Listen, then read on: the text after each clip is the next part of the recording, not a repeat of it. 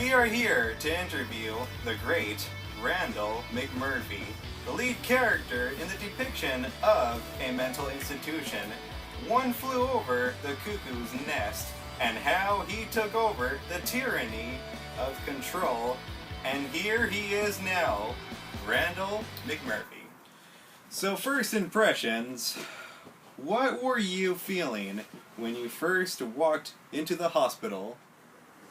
When I first walked in the hospital, I remember I was talking to the doctor about my mental state, because I came from the work farm, and it was bad there. You know, they had me pull weeds and all that stuff, and obviously I felt like I'm a better person, so I wanted to give my gamble at this little mental institution place, and maybe it could be worth my while. I could get out of here clean, and not have my fingers all bunched up.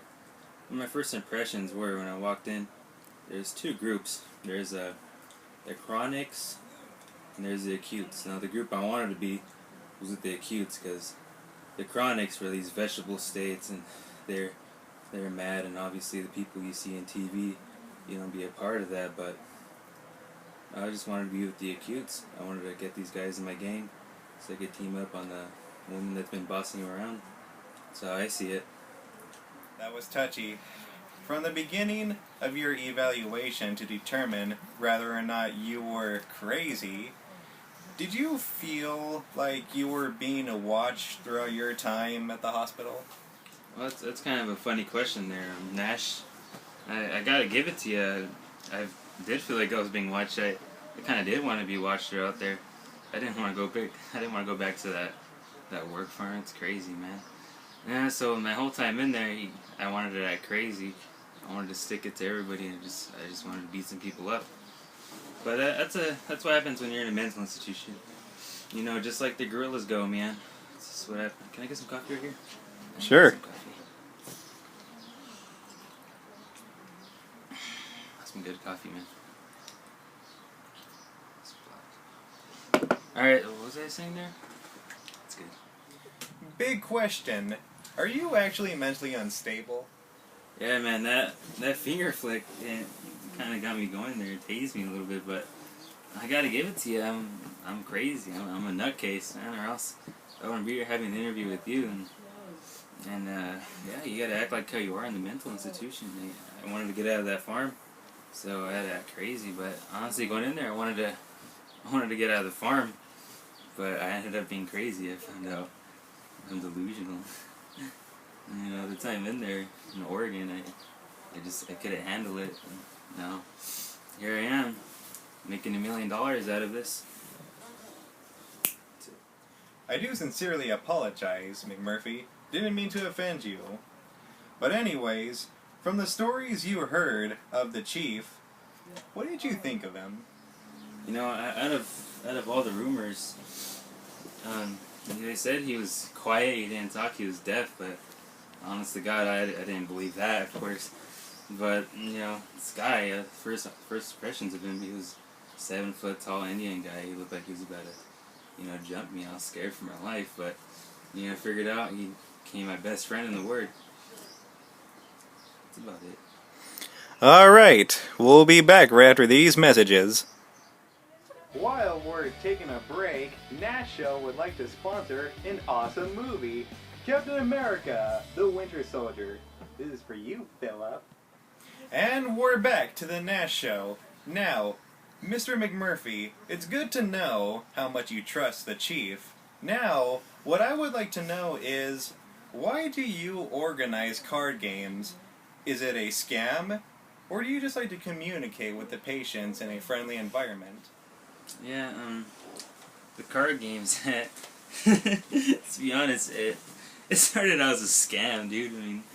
And why else would I have a card game? Why would anybody do it? I'm good at it, so I might as well hustle these guys. But, after a few of these, I found out this is a friendly environment. I want to create hospitality for these guys away from the big nurse, the one that's running everything around. I had to keep everything secret. I had to keep everything low, just so these guys could have fun. They could get out of their normal routine of going in and out in the showers and everywhere, and just feel like normal human beings. These guys, they left their wives, they left their family, they left everything. So yeah, I just wanted to scam him at first, of course, but it started out like that. Now, everybody's friendly, everybody's having a nice time, and we can all rise up together. That's all I gotta say. Very good. Very good to know. How was the boat trip? What encouraged you to take everyone on that trip? Yeah, see, the boat trip, there's a lot to go on with that and how we decided to do it. All the patience and but there's one person that I would like to talk to that they really controlled us, that we really just wanted to stick it to that day. It was Mildred Hatchett, the nurse, the one running everything. Now, you see, she did lots of crazy things to us. I don't really know, but I stayed up long enough to do anything. But, see, at night, she would give people these pills and everything. And they would fall asleep and they'd do experiments. Now, I didn't take the pills, of course, but, I mean, who else would? So I would see all that. So I kind of felt the boat trip to be a big speculation on what we all wanted to do. We all wanted to leave. We all wanted to get out of there. We all didn't want to go insane with her controlling everything, every motion we did. So we decided to rebel, break the windows, go out, take the boat, and go fishing. Everybody deserves a chance. They deserve every chance they need to get, and that's essential. The idea of what I wanted to do. I wanted to get everybody out of there.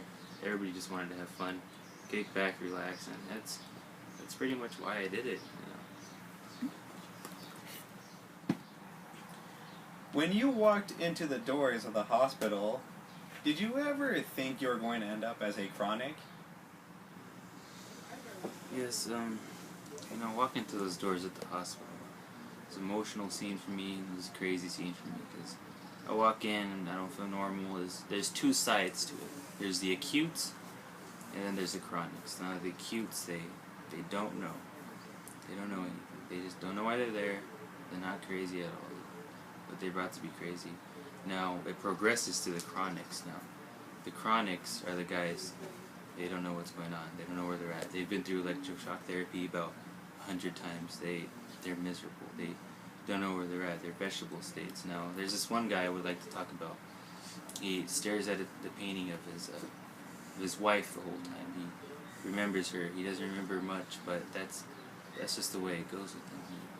And with me, at the end of it, and I'm still here, obviously, but at the end I turn into a vegetable. I get electroshock therapy because I will try to go against the rules, and don't go against the rules because you're going to end up like me class, and you don't want to do that. So at the end, walking through those doors, I didn't really think of myself as to be a chronic. I just wanted to rebel. I wanted to get out of the work camp, like I keep saying.